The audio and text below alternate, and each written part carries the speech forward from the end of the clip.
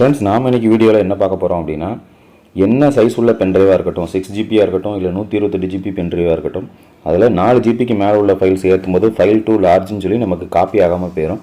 So அந்த ப்ராப்ளத்தை எப்படி சால்வ் பண்ணி நம்ம பென்ட்ரைவில் காப்பி பண்ணுறது அப்படிங்கிறத பற்றி தான் வீடியோவில் பார்க்க போகிறோம். ஸோ வீடியோ ஸ்கிப் பண்ணாமல் வீடியோக்கு ஒரு லைக் கொடுத்துட்டு கன்டினியூ பண்ணுங்கள். ஃப்ரெண்ட்ஸ், இப்போ இந்த பென்ட்ரைவ் பார்த்தீங்கன்னா 16GB பென்ட்ரைவ். இந்த பென்ட்ரைவில் தான் கெப்பாசிட்டி கூடின உள்ள ஃபைல் வந்து நம்ம காப்பி பண்ணி இப்போ செக் பண்ணி பார்க்க போகிறோம். ஸோ பார்த்தீங்கன்னா பென்ட்ரைவ் வந்து எம்டி, பார்த்துக்கோங்க, எம்டியாக தான் இருக்குது. ஸோ நார்மலாக ஒரு 4GBக்கு மேலே உள்ள ஃபைல்ஸ் வந்து பென்ட்ரைவில் ஏற்றினா காப்பி ஆகாது. ஸோ நாம் இப்போ காப்பி பண்ணி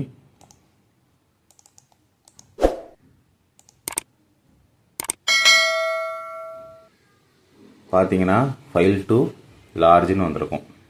பாருங்கள், ஃபைல் டு லார்ஜ். ஸோ இந்த மாதிரி ஃபைல்ஸ் வந்து என்னென்னா காப்பி ஆகாது.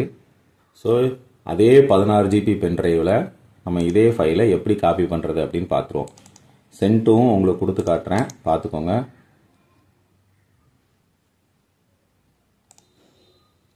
ஸோ பார்த்தீங்கன்னா காப்பி ஆகலைன்னு தான் வருது. ஸோ ஓகே, நீங்கள் இந்த ஃபைலில் பார்த்துக்கோங்க, உள்ளே எதுவுமே இல்லை. ஓகேவா ஃப்ரெண்ட்ஸ், உங்களோட பென்ட்ரைவில் ஆல்ரெடி டேட்டாஸ் எதுவும் வச்சுருந்தீங்கன்னா அதை பேக்கப் எடுத்துக்கோங்க. நீங்கள் காப்பி பண்ணிவிட்டு இந்த மெத்தடை நீங்கள் ஃபாலோ பண்ணுங்கள். ஏன்னா ஃபார்மேட் பண்ணும்போது ஒரு செட்டிங்ஸ் சேஞ்ச் பண்ணிட்டு ஃபார்மேட் பண்ணணும்.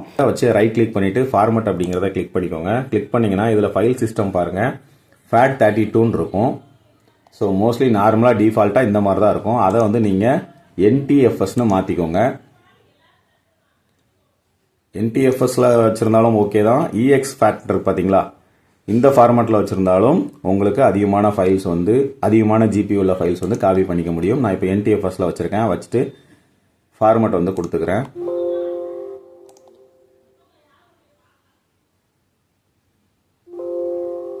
ஃபார்மேட் வந்து கம்ப்ளீட் ஆயிடுச்சு. ஸோ இப்பவும் பாருங்கள், இப்போ உள்ள எதுவுமே இல்லை, ஃபைல் எம்டியாக தான் இருக்குது. ஸோ நான் அந்த மகாராஜாங்கிற படம் ஏற்றுறோம். File size காட்டிடுறேன். பார்த்தீங்கன்னா 5.83GB இருக்குது.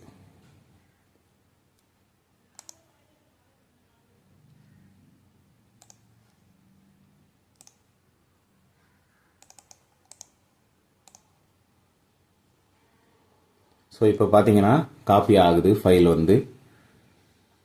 ஸோ இந்த மெத்தடில் நீங்கள் ட்ரை பண்ணீங்க அப்படின்னா கன்ஃபார்மாக உங்களுக்கு அதிகமான சைஸஸ் உள்ள ஜிபி ஃபைல்ஸ் வந்து உங்களோட பென்ட்ரைவில் காப்பி ஆகும்.